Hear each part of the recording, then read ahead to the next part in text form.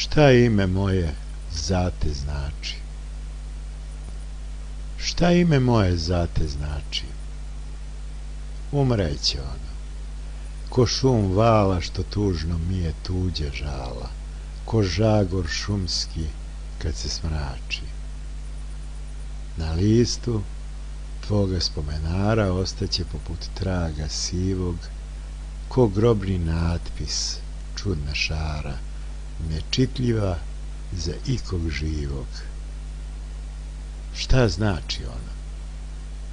Već odavno val novih nemira ga briše i sećanje život odavno ne budi u tvom duhu više.